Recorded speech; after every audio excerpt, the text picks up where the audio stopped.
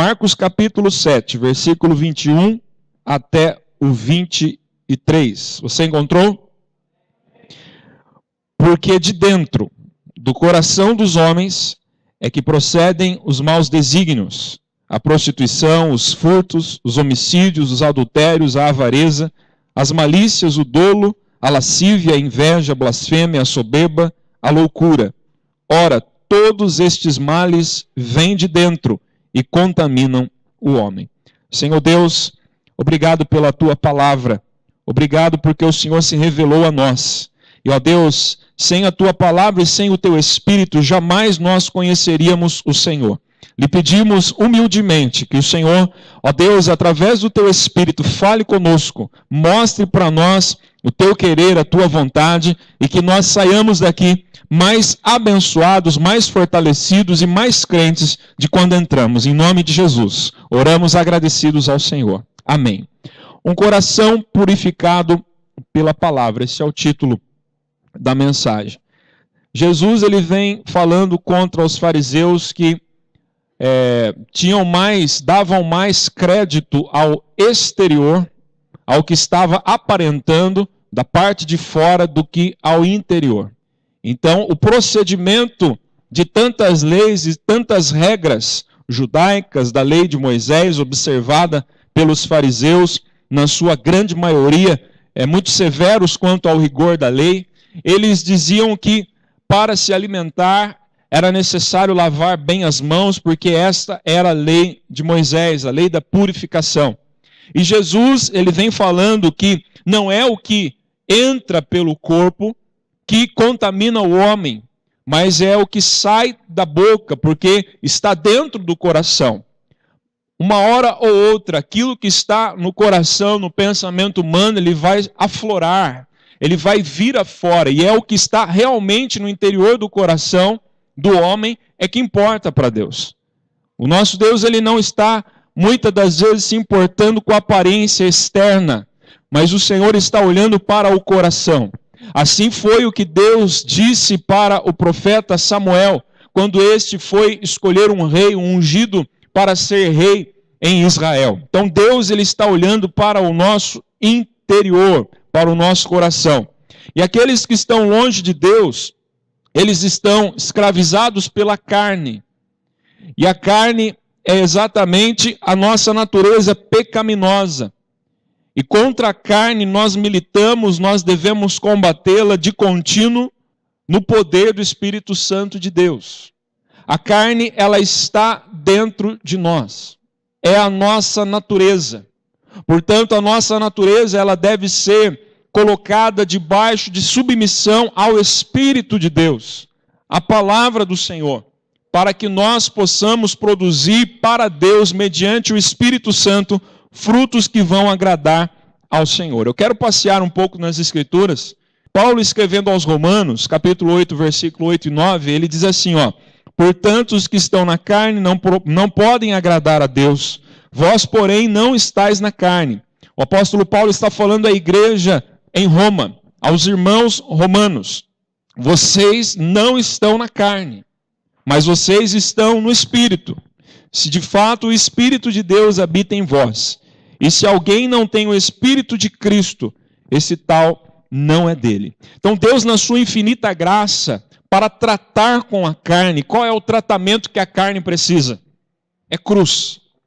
Deus, na sua infinita graça, Ele preparou a cruz, Ele preparou o seu Filho, Ele entregou o seu Filho para lidar com a cruz, para matar a carne, para destruir o poder da carne e nos libertar do domínio da escravidão, dos desejos do mundo, dos desejos do pecado. Então, na cruz, Jesus, Ele destruiu o poder da morte, Ele destruiu o poder do pecado, Ele destruiu o poder do mundo, a atração do mundo. Amém, meu amado? Mas nós precisamos nos apropriar dessa verdade pela fé, para que o Espírito Santo, habitando dentro de nós, nos ajude a vencer dia após dia no seu poder. Se você está entendendo, diga graças a Deus. É necessário nós crermos em Jesus. E não somente crermos em Jesus, mas cremos na sua obra. É interessante naquela história onde Jesus ele é parado pelo chefe da sinagoga, cuja sua filha estava prestes a morrer, Jairo. Lembra dessa história? E Jairo diz: Senhor, eu sei que tu és profeta, se o Senhor impor as mãos, vai lá na minha casa, impõe as mãos sobre minha filha e ela viverá. E Jesus não fala nada, simplesmente ele começa a acompanhar a Jairo. E nesse trajeto, Jairo indo à frente do mestre, a multidão apertando, e veio uma mulher que jazia de cama há muito tempo, com fluxo de sangue, a qual nada podia conter, e a Bíblia fala que ela gastou todos os seus bens, tentando ser sarada, ser curada. Essa mulher, ela não era chefe da sinagoga, porque ela era uma mulher na religião judaica, com certeza, na situação que ela estava, sendo considerada pela lei imunda.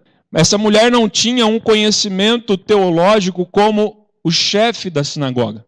Um homem que deveria ser preparado e instruído na lei de Moisés para gerenciar os cultos a Deus numa sinagoga. Essa mulher, sem o conhecimento teológico, ela diz: se eu somente tocar em Jesus, eu serei curada. Então ela vai e toca nas orlas dos vestidos do mestre. Sabe o que é a orla? É como se hoje fosse a barra da calça. Como ela estava para tocar na barra da calça de alguém? Como ela estava de pé? Ou ela chegou rastejando, vencendo uma multidão? Não por causa de um conhecimento teológico, mas por causa de uma necessidade e a fé. E durante essa peregrinação, as multidões apertando o mestre, de repente Jesus ele para e diz: alguém me tocou. E os discípulos olham um para o outro e dizem: mas que é isso, mestre? Não, alguém me tocou e eu quero saber quem foi que me tocou. Senhor, todos aqui te apertam. Eu não saio daqui enquanto quem me tocou não se revele. E todo mundo fica sem entender, principalmente Jairo. Porque Jairo ele colocou em risco a sua posição dentro da sinagoga para procurar um homem dito pelos fariseus simplesmente um profeta, que eles não viam Jesus com bons olhos, porque Jesus era incisivo em ensinar de uma outra maneira, com uma outra visão, as Escrituras e a Torá, a lei de Moisés. É interessante que Jairo ele pede para que Jesus vá tocar a sua filha, enquanto aquela mulher, ela toca Jesus. Há uma diferença entre a gente pedir para que Jesus nos toque e nós tocarmos Jesus. E nós alcançarmos o Mestre pela fé e colocar no nosso coração: se eu simplesmente, como essa mulher, se eu simplesmente tocar nos vestidos de Jesus, eu serei de todo curado. E acontece que quando Jesus continua o caminhar dizendo para aquela mulher: a tua fé te salvou, algumas pessoas chegam diante de Jairo e dizem: Jairo, por que você incomodas o mestre? Sua filha já morreu. E Jesus diz: não acuda a tais palavras. Palavras pessimistas, palavras de derrota. Mas Jesus olha para Jairo e diz: crê somente. E Jesus, acompanhando Jairo, entra na casa deste homem, pedindo apenas que os familiares, o pai, a mãe e os discípulos estejam com ele dentro do lar. E ali ele diz: essa criança, ela não está morta, ela dorme. E talvez um olhe para o outro: será que Jesus não sabe, que nós não sabemos diferenciar entre alguém que está dormindo e entre alguém que está morto? E Jesus, ele dá uma palavra de autoridade.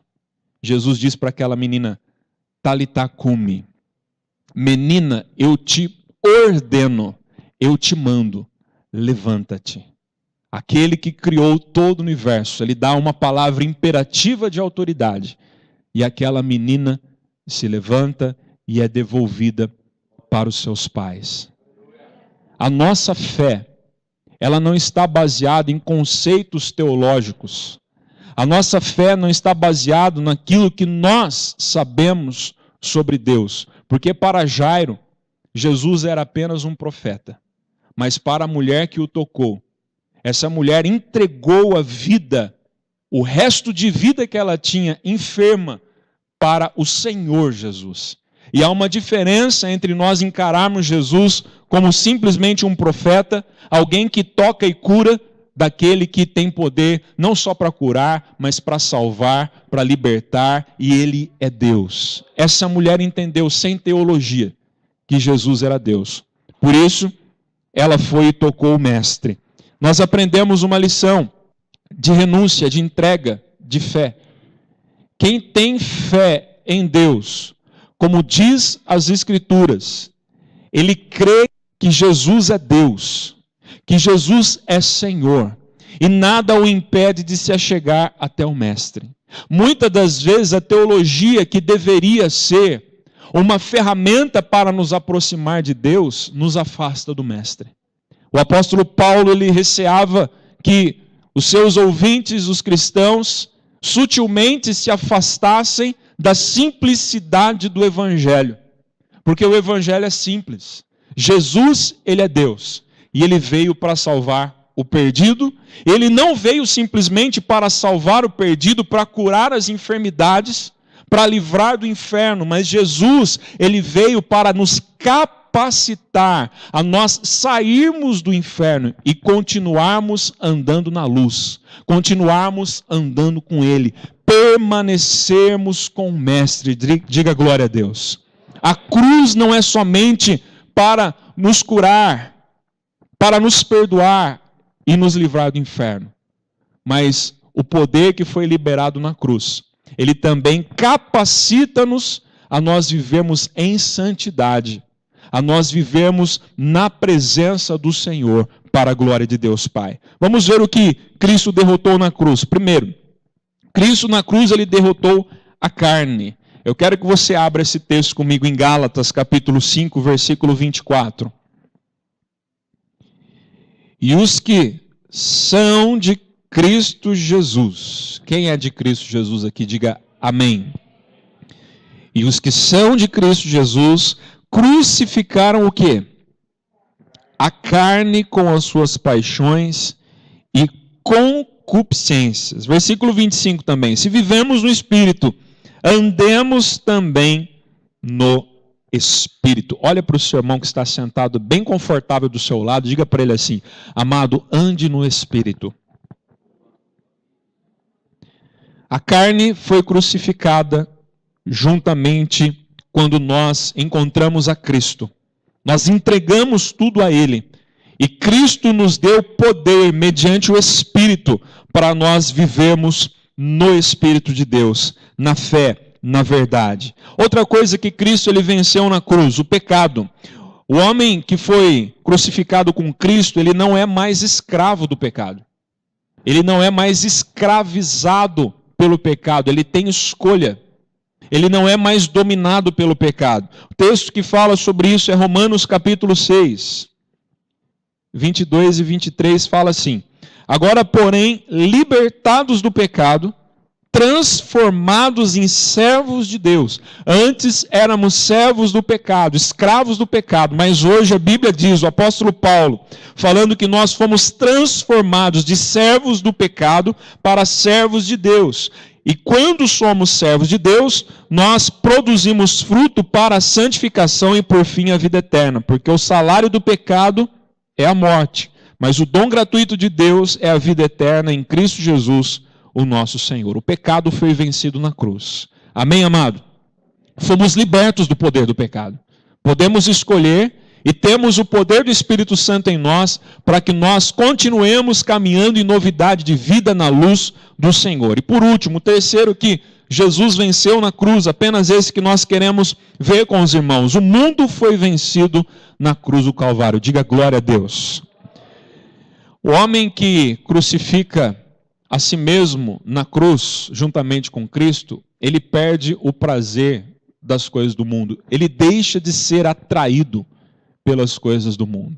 Nós não somos mais atraídos para as armadilhas do maligno, porque nós temos o Espírito Santo e nós temos a mente de Cristo para discernir qual é a vontade de Deus. Então os nossos pés que são conduzidos pela lâmpada, que é a Bíblia, como diz lá no Salmo 119, versículo 105, nós somos conduzidos para o Espírito para caminhar com o Senhor. Nós só caímos se nós dermos lugar e se nós optarmos.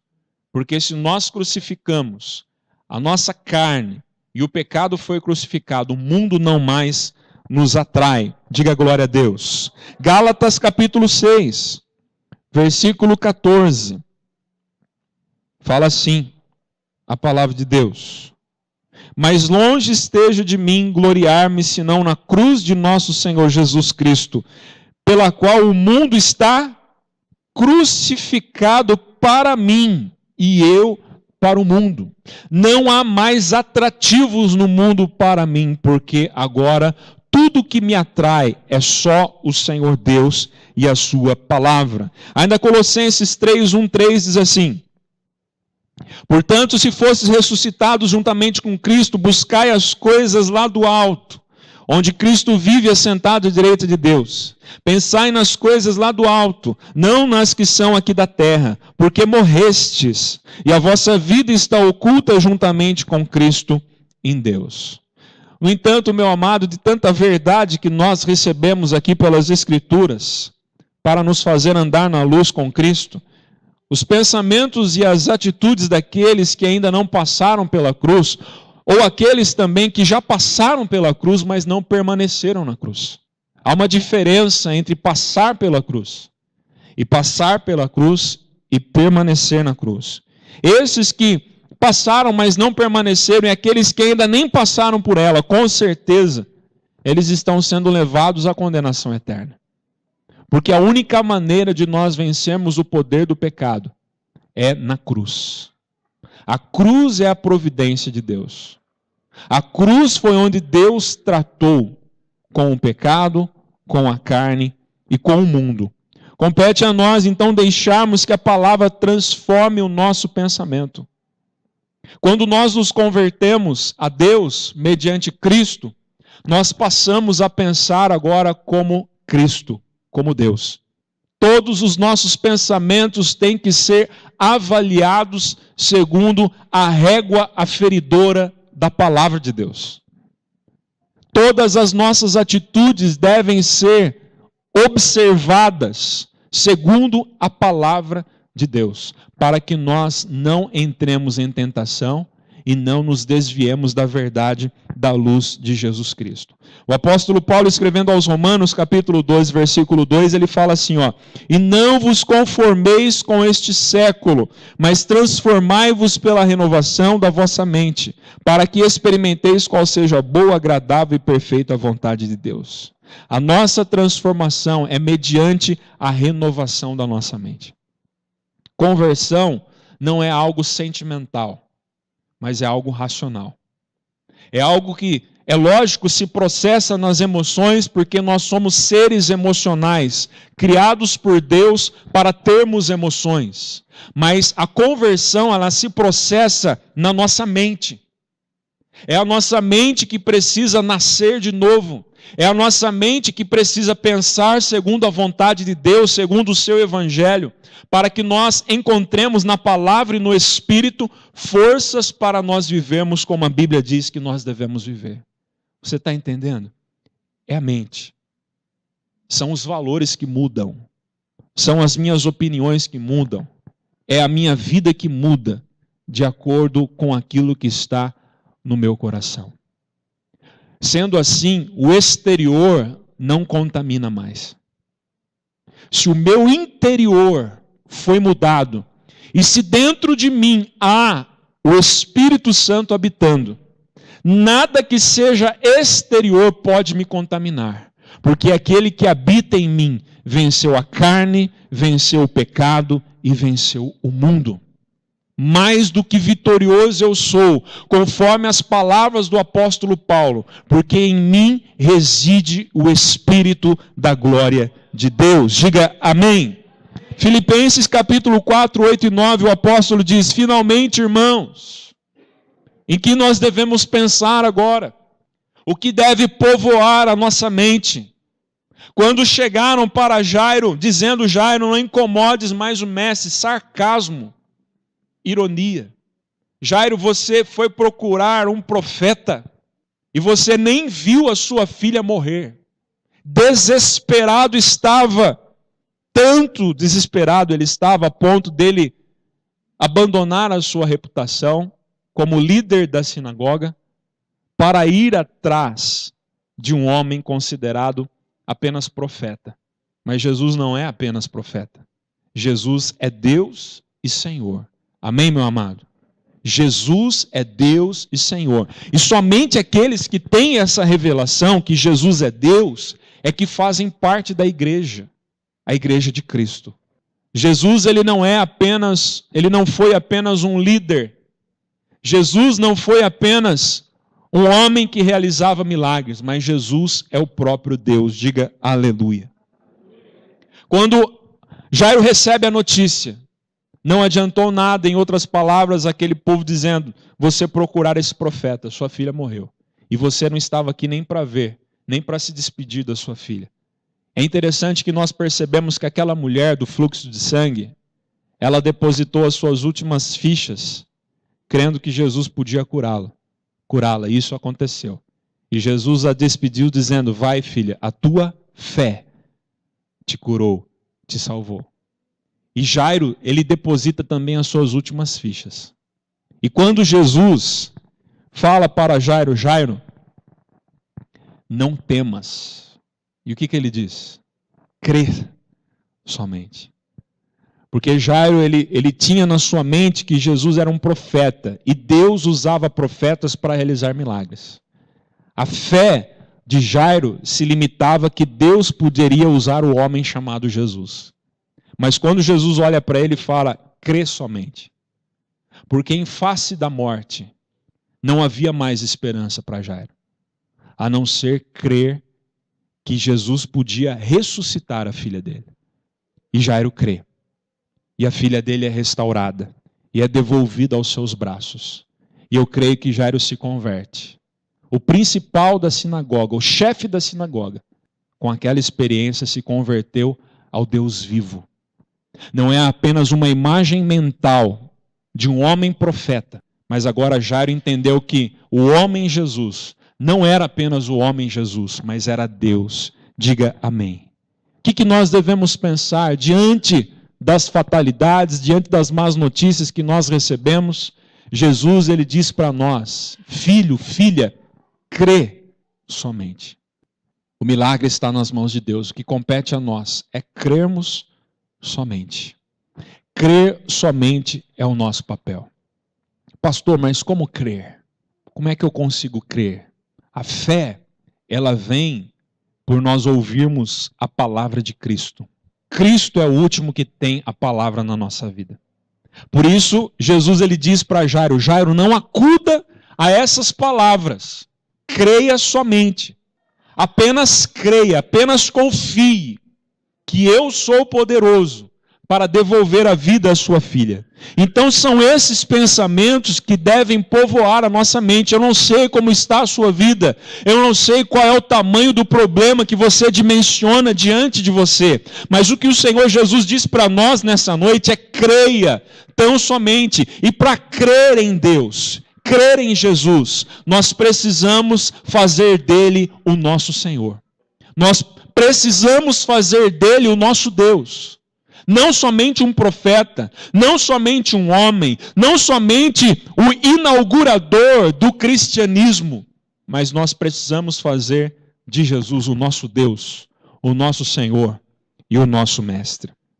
Paulo diz, finalmente, irmãos, tudo que é verdadeiro, tudo que é respeitável, tudo que é justo, tudo que é puro, tudo que é amável, tudo que é de boa fama, se alguma virtude há e se algum louvor existe, seja isso que ocupe o vosso pensamento. O que também aprendestes e recebestes e ouvistes e vistes em mim, isto praticai, e o Deus da paz será convosco. Deus não habita com incrédulos. E para deixar de ser incrédulo, nós precisamos povoar os nossos pensamentos com cada um desses fatores que o apóstolo Paulo diz que nós devemos povoar a nossa mente. Tudo que é verdadeiro, tudo que é justo, tudo que é puro, Você já parou para pensar que nós, na sua maioria, nós somos pessimistas? Nós somos levados pelas circunstâncias. Isso ofende a Deus. O povo, quando estava no deserto, libertado ali do Egito, conduzido até o deserto, começaram a sentir sede e sentir fome. Deus, milagrosamente, da rocha, faz fluir mananciais, água fresca, eles têm a sede saciada. Mas eles questionam a Deus: será que Deus pode preparar para nós uma mesa no deserto? A incredulidade daqueles homens fizeram eles perecer toda uma geração no deserto, porque eles não acreditaram. Porque a mente deles ainda estava escravizada no Egito. Ainda eles estavam olhando com os olhos naturais. Nós, quando nós saímos do mundo que simboliza o Egito, nós chegamos necessitando aprender a como ser libertos. Nós precisamos aprender a ser livres. E nós só aprendemos a sermos livres na palavra, aprendendo a Bíblia, tendo fé, buscando a Deus e entregando a nossa vida nas mãos dele, crendo somente. O que gera fé nos nossos corações é a palavra. Diga isso para o seu irmão. Fala: irmão, o que gera fé é a palavra. Porque nós lutamos contra a nossa carne todos os dias. É um esforço contínuo. Alimentando a nossa mente, alimentando o nosso coração com a palavra, nós somos fortalecidos na fé. Se nós deixarmos de fazer isso, a incredulidade vai tomar conta, nós vamos nos afastar de Deus e Deus se afastará de nós. E nós não seremos vitoriosos. Mas não é em Jesus que está o problema, não é no Evangelho, não é na Bíblia, não é na igreja. O problema está em nós. Teimarmos em ainda nos pormos debaixo da servidão, da escravidão. Meu amado, você é livre. Nós temos liberdade para não pecarmos, para vivermos no Espírito. Porque se nós pecarmos, nós seremos julgados pelo nosso pecado. Se arrependemos dos nossos pecados, o sangue de Jesus é poderoso para perdoar de todos os pecados. E o sangue de Jesus é poderoso para nos manter, para fazer com que nós permaneçamos nele e ele em nós. Foi isso que ele diz aos seus apóstolos, no Evangelho de João está registrado: vós já estáis limpos pela palavra que vos tenho falado. É a palavra que nos limpa. É a palavra que tira as impurezas, que tira a sujeira. Como é que a palavra limpa, meu irmão? Sabe como que a palavra limpa? A palavra vem de encontro a nós. E a palavra fala exatamente numa situação que nós estamos passando e aprendemos através da palavra que desagrada a Deus. Então nós temos duas possibilidades: continuarmos da mesma maneira, como se não houvéssemos ouvido a palavra, ou nós limparmos a nossa vida com as ferramentas que ouvimos na palavra. Deixarmos a prática dos velhos hábitos. Isso é fazer com que a palavra nos limpe. E Jesus disse aos seus discípulos: vocês já estão limpos. Não é lavando as mãos, não é uma atitude exterior, não é um semblante contristado, não é uma voz mansa, não é algo que se vê apenas do lado de fora, mas é algo que se processa dentro de nós. A palavra, ela processa a mudança, a transformação no nosso coração. Porque é o nosso coração é que procede os maus desígnios. Se o nosso coração não for mudado, não terá valia alguma nós dissermos que somos cristãos. É o nosso coração. Bata no peito assim, fala para o seu irmão: irmão, é no nosso coração. Continua dizendo Jesus: permanecei em mim, e eu permanecerei em vós. Como não pode o ramo produzir fruto de si mesmo, se não permanecer na videira, assim nem vós o podeis dar, se não permanecerdes em mim. Eu sou a videira, vós os ramos. Quem permanece em mim e eu nele, esse dá muito fruto, porque sem mim nada podeis fazer. O segredo é nós permanecermos em Jesus. sustentados por Ele, abrigados por Ele, alimentados por Ele, tendo a nossa mente, o nosso coração, sabendo que a palavra de Deus, ela deve ser observada de verdade, não apenas como uma religião, como uma boa história, mas como uma verdade para as nossas vidas. Ela deve nos nortear o nosso relacionamento com Deus, nortear o relacionamento uns com os outros. Isso é evangelho, isso é transformação. E isso é possível. Foi por isso que Jesus morreu na cruz. E antes ressuscitou, para que nós pudéssemos receber dessa vida plena, verdadeira e real. O evangelho, ele muda o ser humano. O evangelho transforma o ser humano. Amém, meu amado? Não é o que está fora. Se o Espírito está dentro de você, se você está andando com Jesus, você já foi purificado. A cruz, ela é real na sua vida. E nós devemos constantemente nos policiar e permanecer em Cristo, para que isso continue até o dia que Ele nos chame, até o dia que Ele venha buscar o seu povo e a sua igreja. Amém?